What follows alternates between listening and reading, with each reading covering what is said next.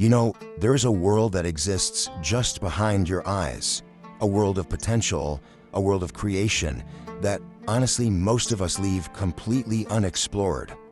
Today, we're going to talk about the power to shape that world, and in doing so, shape our own reality.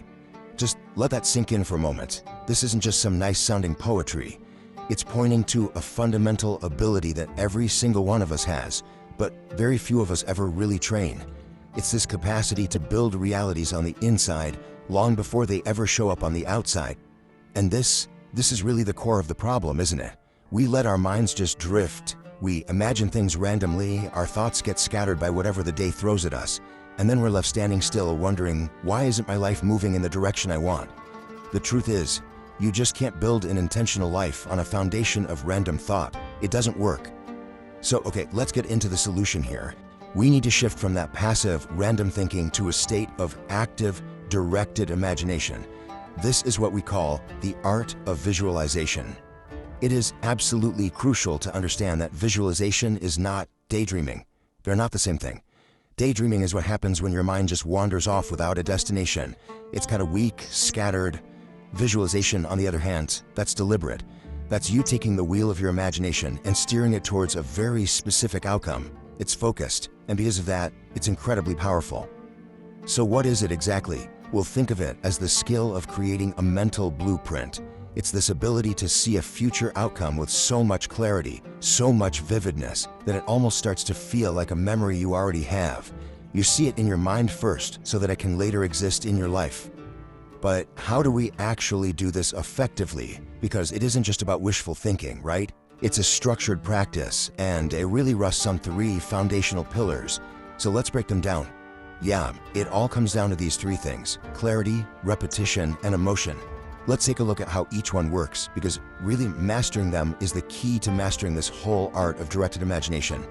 All right, the first pillar is clarity. Look, you can't visualize a clear future if your mind is distracted. It's just not possible. If your thoughts are scattered across 10 different desires, your mental energy is it's diluted and weak. The key here is to slow everything down and focus on one single, simple image. Just one.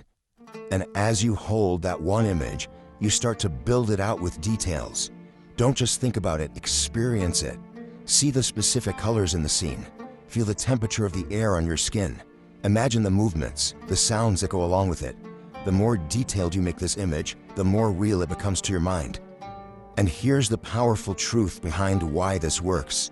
Your subconscious mind doesn't really know the difference between something you actually experienced and something you've deeply, vividly imagined. So every single time you visualize, you are literally training your brain to accept this new reality as if it's already true. Now let's move on to the second pillar, repetition. A single moment of focused imagination is great, it's powerful, but it's not enough to create lasting change. Real transformation comes from consistency. It's all about coming back to that clear image day after day after day. This is the perfect way to think about it. The change isn't created through force, but through this gentle, persistent application. You know, just like a river slowly carves a path through solid rock over years. Your repeated visualization literally reshapes the pathways in your own mind. And the third and final pillar is, well, it's maybe the most critical of all: emotion. You can have the clearest image in the world and you can repeat it 1,000 times, but if you don't feel anything, it has no creative power. The image is the blueprint, sure, but emotion, that's the energy. That's what turns a static picture into a living reality. You have to feel the feeling of the wish fulfilled. Okay, so for any of this to work, there's one non-negotiable requirement. You have to have the right environment. And that environment isn't outside of you, it's internal. It all starts with silence. We often think of silence as just an absence of sound, as emptiness. But it's not. Silence is the canvas. A noisy, distracted mind can't paint a clear picture. You have to find that quiet space inside yourself first, because that quiet space is the fertile ground where your strongest, clearest visions are going to grow. So, the crucial takeaway is this: you are the architect. Your mind is holding the blueprint for the future you want to build. And the tools? Well, they're now in your hands. First, you have to see clearly, and that means stripping away all the mental chatter until only one vivid image remains. Next, you have to feel deeply. Breathe life into that image by connecting it to the most powerful creative force you have, your own emotion. And finally, you must repeat consistently.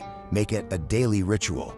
Come back to that blueprint, strengthen it, reinforce it until it becomes your new dominant way of thinking.